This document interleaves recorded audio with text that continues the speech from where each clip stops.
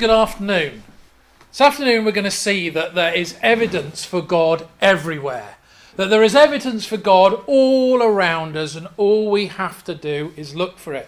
You see, God has left his fingerprints everywhere on the world that we live in, and all we have to do is look for them, and all we have to do is find them. And it's not even very difficult to find God's fingerprints. It's not very difficult to find evidence for God. It is all around us in the world we live in.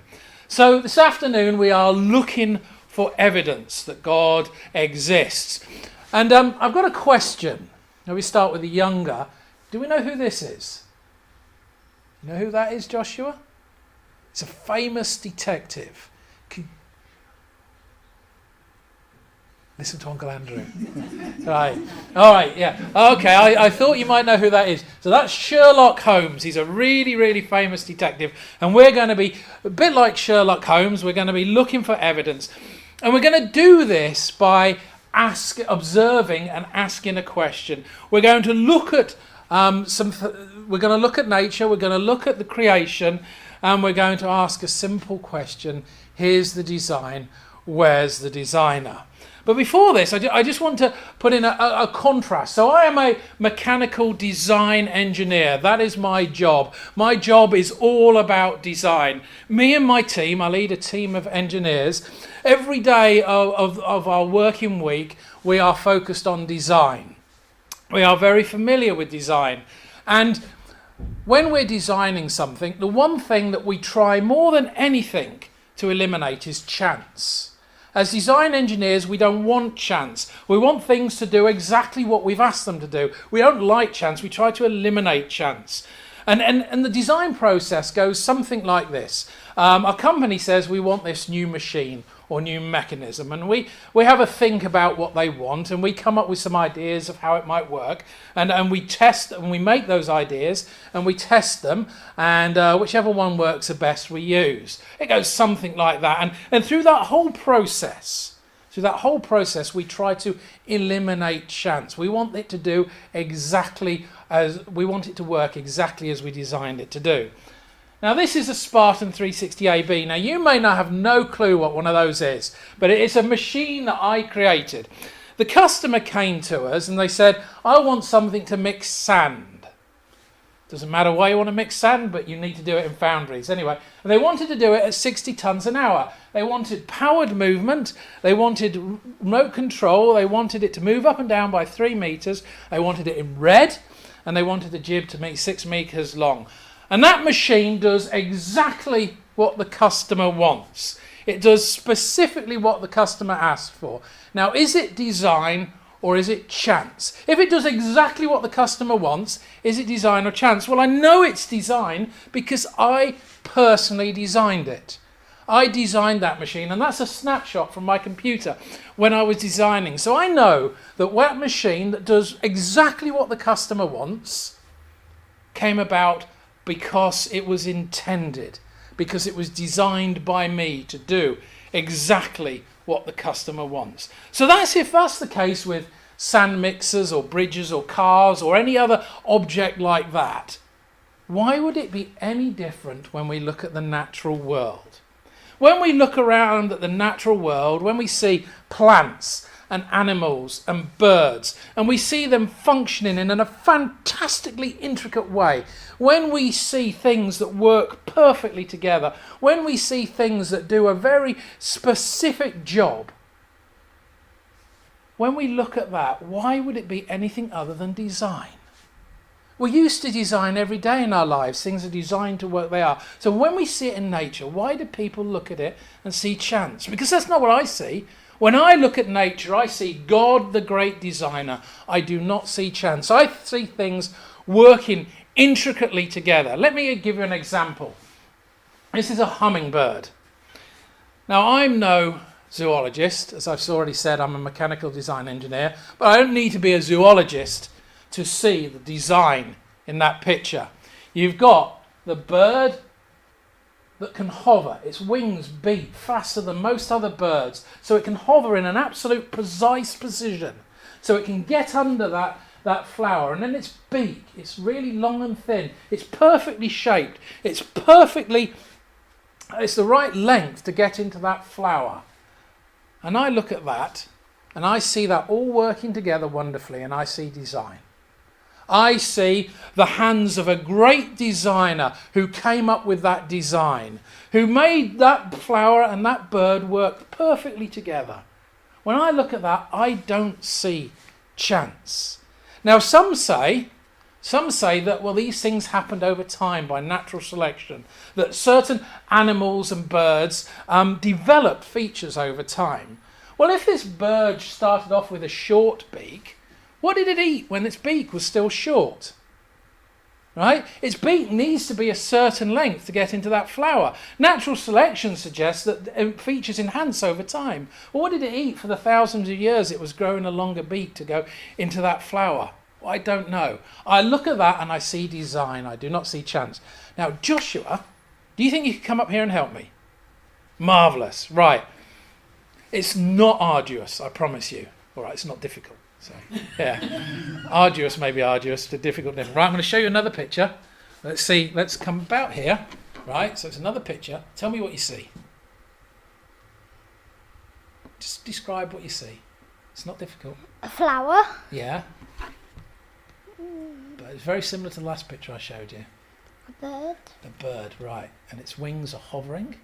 And its wings, this is a really fantastic picture that stops its wings using slow motion technology, but that wing's beating thousands of times a minute, right? And its beak fits perfectly into the flower, absolutely perfectly in. Now, when you look at that, tell me what you think. Do you think that happened by chance, or do you think that was designed by somebody to work perfectly together like that? You're unsure. That's all right. You can be unsure. I think it happened by design, right? I don't think that was chance at all. Go on. You go and you take a seat. I think you're a bit there. Right. I look at that and I see design. I don't see chance. So here's our challenge. Here's the design. Where's the designer? When you see something working perfectly together, when you see something working so intricately, where's the designer? There's the design. It works perfectly. I don't see chance in that at all. Another example, that's a curlew. Right? You're looking at me. Right? That's a bird called a curlew, Joshua, right? And that has a really long beak, but it has an entirely different kind of long beak. It doesn't eat nectar from a flower. It eats little worms and grubs that are buried deep into the sand. Right? Deep into the sand. And so what it does is it pushes its beak right into the sand to get the little worms and the grubs. And the tip of its beak is flexible and sensitive, so it can move and bend and get under rocks and under tufts of grass and all sorts of things to find the food that it wants. Its feet are its toes on its feet are particularly long, right? So it doesn't sink into the mud and the sand where it is walking. It may have a long beak, but it can't flap its wings very fast like the hummingbird, so it could never feed off a flower like the hummingbird, but that's not what it was designed to do. It was designed to eat worms and grubs in an estuary. And I've seen this bird in a place called Welney Wash, near where I used to live, down near Peterborough. And I looked at these birds feeding, and I saw them inside, and I never once thought, oh, isn't chance a wonderful thing? I never once thought, oh, that's a coincidence, that just seems to work together. When I saw it, I saw design. I saw something that was designed to do perfectly what it was. You see, there's another picture of the curlew. You can see its head is right inserted into the sand, and its beak is going down to get the grubs. And so, here's the design. Where's the designer? That's the challenge for you and I. When you see things working perfectly together, the question is, where is the designer? Here's another one for you. Now these pictures I took in Kenya. It's the weaver bird. And you can see here, these are the nests made by the weaver bird. And the nests in themselves are a fantastic piece of design. What happens is, this weaver bird over here, can you see that long piece of green vegetation or leaf? It picks those off a plant, and it flies up into the tree, and using its beak and its feet, it starts to weave them together. It's a bit like knitting, I suppose, but it's weaving them together. And you can see here, it weaves them all together into these nests, and it weaves them round the branches, and it leaves a hole at the bottom, and then the bird can get up inside that nest, and it can lay its eggs and rear its young on there. And the bird creates them and brings them, creates those. And the bird is perfectly designed to do that. That bird can work upside down, it can hold itself, it can weave the leaves into that nest. So when we look at that, and you see another picture there, you can see the bird inside the nest. You can see the way that the whole nest is woven together. That looks to me like it was designed that way. Certainly the bird designed the nest that way, but the bird looks like it, to me anyway, looks like it was designed to work like that. So here again is the challenge. Here's the design. Where's the designer? You see these animals working perfectly together. The way that they created, the bird is perfectly designed to do that. So where's the designer? This is me flying a golden eagle by the name of Samson, and it was an absolute privilege to do that. When you are up close and personal to a golden eagle like that, you really get a sense of the power and just the sheer power and elegance of it. And we're down in Cornwall. We're on the cliff tops. You can just see the sea behind me, and the wind's blowing in over the cliffs.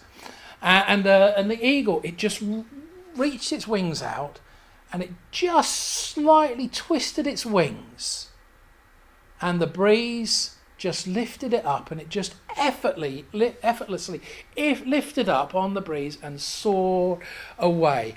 And like I said, it was a true privilege to see that and to feel the strength of the talons on your hand. Good job you had a thick leather glove on, or you'd have really known about it.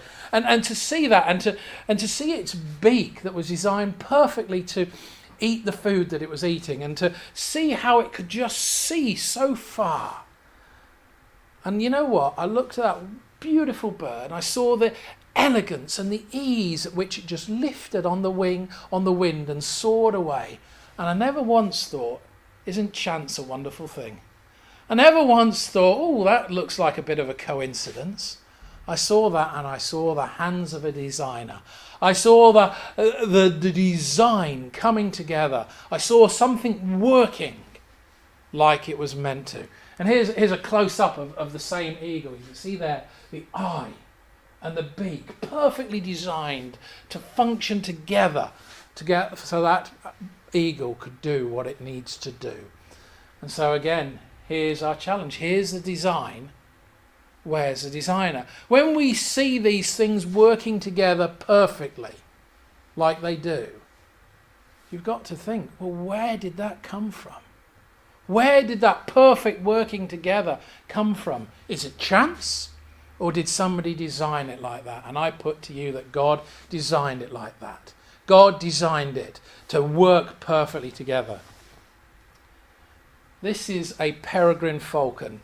It is no understatement to say it is a perfectly designed hunting machine. This bird represents the absolute elegance in hunting.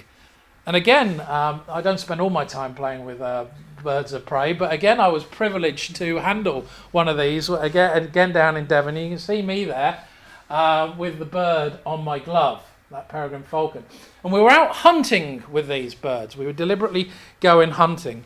And fortunately for us, less fortunate for the pheasant, we were going through this field, and this pheasant came up, and the bird was on my glove, and I moved my hand like that and threw the bird into the air. And what it does is it hunts in a very specific way. It climbs up and it climbs up, so the pheasant's going away, and it's almost like it's not seen the pheasant because it's not going after the pheasant. It climbs up and it climbs up and climbs up until it's really high up. But it knows the pheasant's there, it's seen it. and then it comes over the top and it starts to come down, and you can see it here. That isn't my picture, by the way. That's Google's a wonderful thing. But you can see that there. It folds its wings behind, it tucks them in, and it's almost like bullet shaped, and it comes flying down at an incredible speed. In fact, in a dive, the peregrine falcon can go over 200 miles an hour in a dive. It's an incredible, incredible design.